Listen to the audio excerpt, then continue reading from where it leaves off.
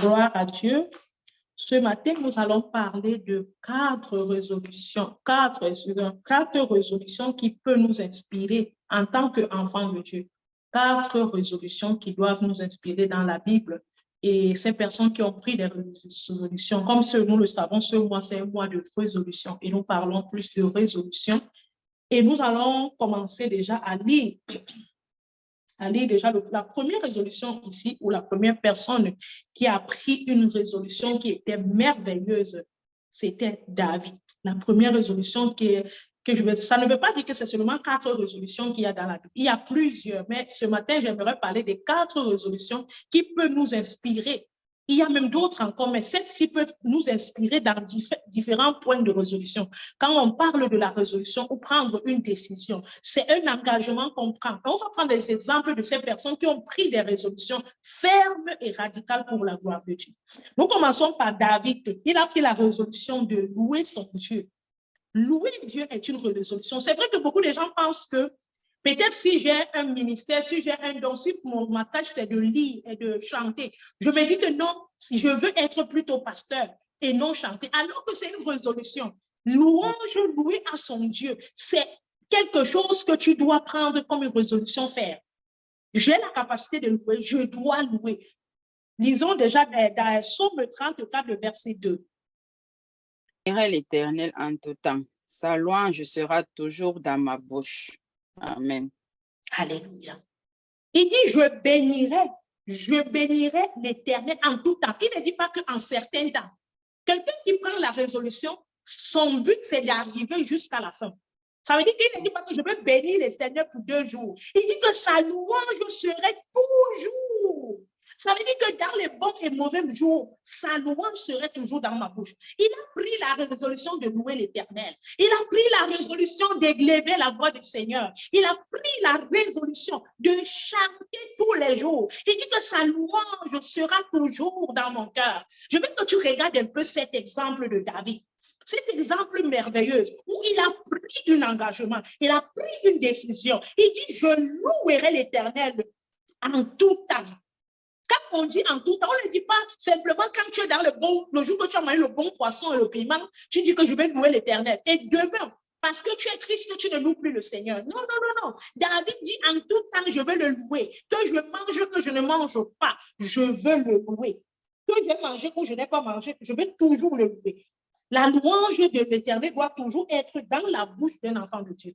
Un enfant de Dieu doit toujours être en train de louer son Dieu. Un enfant de Dieu doit être, c'est un engagement. Ça veut dire que c'est un engagement que même quand tu es dans la présence de Dieu, hors de la présence de Dieu, peut-être au travail, que tu es en train de, je ne sais pas trop quelque chose, même tu es en train de marcher, loue toujours le Seigneur. C'est ce que David voulait nous faire. Regardez la résolution qu'il a prise. Beaucoup de gens disent toujours que je vais louer l'Éternel. Je vais louer, mais ici, David ne disait pas. David prenait la résolution. Il dit, quand tu regardes la résolution de louange de David, c'était une résolution profonde. Vous allez remarquer que le passage est tellement bien précis. Il dit, je bénirai l'Éternel. Il le dit au présent. Il le dit, non, pas au présent. Il le dit en laissant avec conviction. Je bénirai. Donc, à chaque fois, il a pris un engagement dans son futur. Il a dit toujours, je le ferai, je le ferai. Dans mon futur, dans mon passé, dans mon présent, dans toutes les circonstances, je vais louer le Seigneur. Et il dit quelque chose de pertinent. Il dit que sa louange sera toujours. Quel qu'en soit le lieu, quel qu'en soit le problème, quelle qu'en soit la maladie, sa louange sera toujours. Bien aimé, est-ce que ce n'est pas une bonne résolution, ça? On parle de résolution, c'est ça la résolution. Seigneur, je prends la résolution de te louer, même quand ça ne va pas, même quand je ne mange pas, même quand les choses sont en train de se couler autour de moi, je prends la résolution de te louer. Alléluia. Amen, amen. Une merveilleuse résolution. Et j'aimerais vraiment que ça soit aussi ton cas ce matin, ça soit ton cas en ce moment. Nous avons une deuxième résolution, la résolution de Jonathan, autant pour moi, la résolution de l'amitié. Alléluia. Amen. Moi, ce qu'on appelle une résolution. Jonathan n'était pas le genre d'amis qu'on a aujourd'hui qui ont plusieurs couleurs. Non, non, non, non. Jonathan était un homme de résolution. Et son amitié, il a honoré. C'est ce que Dieu attend de nous. Quand on parle depuis ce mois de résolution, c'est pour dire qu'on doit être conscient et prendre cet engagement. Hein? Toute résolution est un signe de responsabilité. Ça veut dire que, regardez, nous avons vu David dans la louange. Ici, nous avons Jonathan qui le prend d'une autre manière. Dans l'amitié, il est responsable de son amitié. Il est décisif dans son amitié. Il ne blague pas avec la résolution qu'il a prise. Nous allons lire, s'il te plaît, 1 Samuel 18, le verset 3. 1 Samuel 18, verset 3. Je lis la parole de Dieu au nom de Jésus. Jonathan fit alliance avec David parce qu'il l'aimait comme son âme. Amen. Dans ma version aussi, ça dit quelque chose de pertinent. Jonathan fit alliance avec David parce qu'il l'aimait comme lui-même. Amen. Ta résolution. Il a fait l'alliance et je pense que c'est hier qu'on était en train de parler, de dire que la résolution, c'est un acte de conscience. Ce n'est pas une obligation. Moi, je dis toujours, arrêtez d'obliger les gens de faire des choses. Non, on n'oblige personne à faire quelque chose. Tu ne peux pas obliger telle personne à aimer telle personne. Tu ne peux pas obliger telle personne à faire telle chose. C'est un engagement de la personne. Ici, là, Jonathan savait que son père n'aimait pas David. Mais est-ce que ça l'empêchait de l'aimer comme son âme? Est-ce que ça l'empêchait? C'est quelque chose qu'il a pris personnellement. Mon père, c'est une chose. Moi, c'est une chose. La résolution, c'est une chose personnelle. Il l'aimait comme son âme. Et vous-même, vous savez ce que la Bible dit. Aime ton prochain comme toi-même. Nous, aujourd'hui, on n'a plus cet amour-là. On ne prend pas les résolutions d'aimer sincèrement. Voilà pourquoi quand je parle de résolution ces jours-ci, la résolution a tellement des étapes. Aime ton prochain comme toi-même. Est-ce que toi, tu arrives à aimer ton ami comme toi-même? Est-ce que tu peux faire alliance? Est-ce que tu peux renoncer à ton père pour ton ami? Est-ce que tu peux renoncer? L'ami qu'on a, l'ami fidèle qu'on a, c'est Jésus. Est-ce qu'on est prêt à renoncer le monde pour Jésus? Est-ce qu'on est prêt à être têtu pour Jésus? Jonathan, il a pris une alliance. Il a fait l'alliance parce qu'il aimait David comme son propre frère. Il aimait David comme son âme. Il aimait David comme la personne qu'il fallait aimer. Est-ce que toi, tes amis, là, tu respectes, tu les aimes comme ça? Et en aucun jour, Jonathan a dessus David. C'est ça aussi la résolution. Prendre les décisions et être vrai dans sa décision. Prendre un engagement et être vrai dans son engagement. Prendre un terme et rester ferme. Je pense qu'on le disait hier, que la résolution, c'est savoir rester ferme sur ce qu'on a choisi. Voilà pourquoi quelqu'un ne doit pas prendre la décision pour toi. Quelqu'un ne doit pas te dire fais ceci, parce que ça doit venir de ton cœur. Il a pris une résolution. Voilà pourquoi je disais que c'est un signe de responsabilité. La résolution, c'est un signe de responsabilité. Je prends la responsabilité. Il est parti fixer l'alliance. Il a fait une alliance. Soyons des hommes qui sont résolus, des femmes qui sont résolues, vraiment comme ces deux serviteurs. Amen. On a une autre manière d'être résolu. Job, sa résolution, la pureté. Être non pur. Il a résolu que je veux rester pur. Je ne veux pas devenir impur. Je veux rester pur pour mon Dieu. Je t'invite à lire avec moi Job 31, le verset 1. Job 31, verset 1. Je lis la parole de Dieu au nom de Jésus. J'avais fait un pacte avec mes yeux et je n'aurais pas arrêté mes regards sur une vierge. Amen. Vous allez voir que depuis qu'on parle de résolution, vous allez remarquer que tous ceux-là qui ont fait résolution ont fait toujours un pacte. Ils ont pris. Voilà pourquoi je disais hier que c'est un engagement, ce n'est pas une obligation. Parce que c'est toi qui dis que je ne veux plus faire telle chose. Tu vas faire un pacte, pas avec moi, pas avec ton pasteur, non, avec Dieu. Avec Dieu. Amen. Il a dit ici là que j'ai fait un pacte. Nous avons vu ici là, Jonathan, il a fait l'alliance. Nous avons vu ici David, il a fait aussi alliance avec Dieu parce que David dit, je louerai, il dit, je bénirai l'Éternel, c'est une alliance. L'alliance et le pacte, c'est la même chose, c'est dans la même catégorie, quoi. Voilà pourquoi on ne peut pas obliger quelqu'un à faire quelque chose. On ne dit pas quelqu'un quelque chose à faire. Non, parce que c'est un engagement de bonne conscience. Prendre une résolution, c'est prendre une décision. C'est prendre un signe de responsabilité. Il dit, j'ai fait un pacte avec mes yeux. Lui, il connaissait que ses yeux peuvent être un problème. Il a fait un pacte avec ses yeux. Il dit, hey, messieurs, Toi là qui me cherches les problèmes, je fais pacte avec toi. Moi, je te dis déjà. Le sens de la responsabilité, le sens de la conscience de savoir que c'est toi qui me crée les problèmes. Bon, moi, je fais le pacte avec toi. Il dit quoi? On continue, on dit que, il dit comme j'aurais pu porter mon regard sur une jeune fille et tout. Bon, ma version d'une jeune fille. Il a fait le pacte avec ses yeux. La résolution de la pureté. Est-ce que nous sommes résolus purement? Est-ce que nos résolutions sont de cette manière? Nous allons passer à un autre point, la résolution de Ruth. Nous allons voir Ruth, comment elle a été la résolution de la foi. Elle a eu une foi. Je t'invite à lire Ruth 1, le verset 16. Ruth 1, verset 16. Je lis la parole de Dieu au nom de Jésus. Ruth répondit, ne me presse pas de te laisser, de retourner loin de toi. Où tu iras, j'irai. Où tu demeureras, je demeurerai.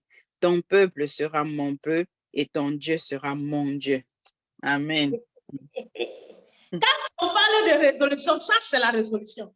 Tu ne connais pas un pays. Tu ne connais pas. Mais aujourd'hui, quand il faut commencer à prendre, non, pourquoi il veut te suivre? Oh, peut-être tu vas me tuer là-bas. Peut-être tu vas me vendre là-bas. Peut-être tu vas me sacrifier là-bas. On commence à voir des mauvaises choses. On dit que la foi est les choses qu'on espère, une démonstration de celles qu'on ne voit pas. Elle ne connaissait pas le lieu.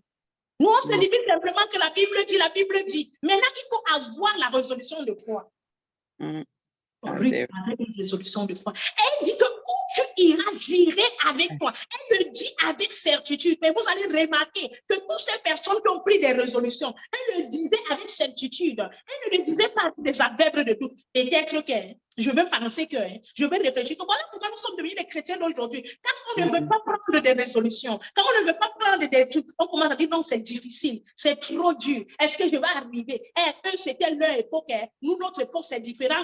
Vous voyez, les chrétiens qui n'ont pas de foi. Comment tu vas prendre la résolution quand tu n'es pas de foi? C'est la résolution de la foi. Elle dit que ton peuple sera mon peuple. Elle ne dit pas que ton peuple sera ton peuple, mais moi, je serai seulement toi. Non. Elle dit ton peuple sera mon peuple. Aïe, bien aimé, la parole est trop profonde. Elle est trop profonde. Hey, trop profonde. Il faut vraiment pour être comme ça. Elle dit que où tu iras, j'irai. Où tu habiterais. Ça veut dire que même si tu dors dans le trou, même si tu dors dans le carnivore, même si tu dors par terre, je serai avec toi. Est-ce que ce n'est pas la résolution, une bonne résolution de la foi? On veut venir à Jésus parce qu'on veut avoir les voitures. Quand je viens à Jésus, je sais 2 semaines. Dieu ne m'a pas donné la voiture, je commence à dire que Dieu n'est pas vrai. Dieu n'existe pas.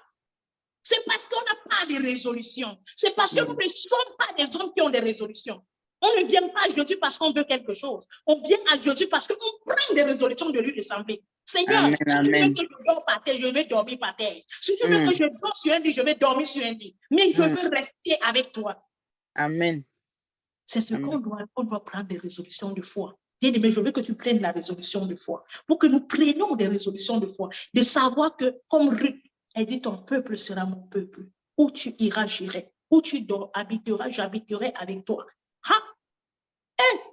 Bien-aimé, c'est profond cette affaire-là. Il dit, elle le dit avec certitude, elle ne dit pas avec des adverbes de doute. Nous, les chrétiens, aujourd'hui, nous sommes habités des adverbes de doute. L'adverbe de doute habite notre pensée, habite notre cœur, habite notre mentalité. On a toujours peut-être que, je vais réfléchir que, non, on m'a dit que ceci, je me suis informée à YouTube, on a dit que le pasteur est comme ça, on m'a dit que ceci, on m'a dit, nous, on vit avec les on dit, on ne vit pas avec la foi. Voilà pourquoi on n'a pas de résolution. Voilà pourquoi on n'a pas de décision. On est des chrétiens qui changeons des identités. Et aussi pourquoi? Parce qu'on n'a pas de résolution. Comment Dieu doit mener un homme à un lieu élevé si cet homme-là n'a pas de résolution? Ne peut pas prendre des décisions fermes, des décisions qui sont pertinentes, même si Dieu ne voulait pas bénir. Il était dans l'obligation de le bénir. Avec le genre de déclarations, là, mon ami, moi-même, si c'est moi, je vais te bénir seulement. Je vais seulement te bénir. La fille n'a pas posé les questions que non, dans ton pays. Mais nous, aujourd'hui, quand il faut aller dans un pays pour évangéliser, on va d'abord chercher à Google. On va d'abord regarder si qui était passé là-bas était mort. C'est si on n'a pas de résolution. Abraham avait eu la résolution. Quitte Charan, va à Canaan. Tu ne connais même pas Canaan. Tu ne connais même pas si tu vas manger là-bas. Tu ne sais même pas si tu aurais des habits là-bas. Il a pris ses pieds, il est parti. Mais nous, on est des hommes qui n'avons pas de résolution. Mais j'espère que ces exemples vont t'aider. Ces exemples vont vraiment t'aider pour comprendre que la résolution, ce n'est pas seulement sur le péché. La résolution, c'est dans beaucoup de points. Nous devons savoir que la résolution, c'est dans beaucoup de points. Le dernier point, c'est Daniel, qui était derrière notre passage de moi. Daniel 1, le verset 8. La résolution de l'intégrité. Daniel 1, verset 8. Je lis la parole de Dieu au nom de Jésus. Daniel résolut de ne pas se souiller par les mets du roi et par le vin dont le roi buvait. Et il pria le chef des eunuques de ne pas l'obliger à se souiller. Amen. La résolution de l'intégrité. Daniel s'est retrouvé à son arrivée à Babylone. Vous-même, vous connaissez les Babyloniens. Vous connaissez là, ce peuple-là. Mais il a résolu dans son cœur que moi, je ne veux pas me souiller. C'est vrai qu'il y a abondance. C'est vrai qu'il y a ceci. Mais il était un homme intègre. Il n'a pas dit oui. Après, il a dit non. Parce que nous, aujourd'hui, le manque de résolution nous amène à dire oui. Je ne veux pas manger. Mais derrière, on mange. Derrière, on fait. En cachette, on fait. C'est quel genre de résolution? Tu penses que tu te caches du pasteur? Tu penses que tu te caches de l'homme ou ton frère, ta soeur en Christ? Non, Dieu te voit. Quand on prend la résolution, c'est pour Dieu, ce n'est pas pour ce que les autres pensent. Ce que les autres pensent, ça, c'est le problème. Moi, ce que je veux faire, c'est plaire à Dieu. Et c'est ce que Daniel faisait. Je préfère subir des coups. Je préfère aller en prison. Je préfère être insulté dans ce pays. Mais moi, j'ai dit, je ne me souillerai pas. On appelle ça l'intégrité. Bien aimé, je veux te dire, ce mois, c'est un mois de résolution. Tu dois prendre des résolutions. Tu dois prendre des décisions. Tu dois prendre des engagements. Tu dois prendre des choix et dire, Seigneur, je veux être comme David. Je veux être comme Job. Je veux être comme tel ou tel serviteur de Dieu qui ont pris des décisions volontairement. On ne les a pas obligés. On ne les a pas forcés. On ne les a pas dictés, mais ils ont regardé leur relation avec toi et ils ont décidé de vouloir être comme toi tu veux et non comme eux. Et si tu sais que tu étais cette personne qui n'avait jamais pris une résolution, ou bien tu prenais les résolutions et tu n'amenais pas ça à la fin de ta résolution, il est temps de dire, Seigneur, donne-moi la force de prendre des résolutions pour apporter fin à l'éternité. Que le Seigneur bénisse sa parole et qu'il nous aide à prendre des résolutions pour qu'il soit glorifié. Parce que c'est dans la résolution qu'il y a aussi notre bénédiction. Ce n'est pas hors notre résolution. À force qu'on néglige de prendre des résolutions sur certaines choses, on ne peut pas expérimenter et vivre sa gloire. Que le Seigneur soit glorifié. Amen, amen, amen, amen. Éternel notre Dieu, nous te rendons gloire, te bénissons encore ce matin pour ce message, Seigneur. Que tu continues à nous parler depuis ce début du mois, Seigneur, de prendre les résolutions, Seigneur, ô Éternel, de maintenir, ô Éternel notre Dieu, de ce que nous prenons, Seigneur, comme résolution. Aide-nous, Seigneur, à obéir, Seigneur, comme Daniel, Seigneur, a pris les résolutions de ne pas se souiller des mains du roi. Comme David, Seigneur, qui a décidé de te louer, qu'importe là où il se trouvait, Seigneur. Comme Ruth, Seigneur, qui ne s'est pas posé des questions que où je dormirai, où j'irai, mais elle a accepté, Seigneur, d'être avec Naomi partout elle serait, Seigneur. Comme Jonathan, Seigneur, qui a aimé David comme son âme. Père, je te prie encore ce matin, aide chacun de nous, tous ceux-là qui vont écouter, Seigneur, ce message, partout dans les différents réseaux sociaux, Seigneur, que leur âme, Seigneur, s'ouvre afin que chacun de nous, Seigneur, puisse, Seigneur, prendre une résolution, Seigneur. Si c'était nos yeux qui nous souillaient, Seigneur, que nous prenons la résolution, Seigneur, de ne plus souiller nos yeux. Seigneur, si c'était nos actes, nos mauvaises pensées ou quoi que ce soit, Seigneur, que nous prenons, Seigneur, la résolution de ne plus nous souiller, Seigneur, pour ces choses-là. Père, je t'en prie encore ce matin que cette parole, Seigneur, que tu nous as encore enseignée, ô Éternel, ce matin, qu'elle ne soit pas seulement à l'écoute de nos oreilles, mais que nous la mettions en pratique, que nous la partageons, Seigneur, autour de nous. Père, je te rends gloire, je te bénis encore pour ce message. À toi seul revient toute la gloire, dans le nom puissant de Jésus-Christ. Amen. Amen, amen, amen, amen.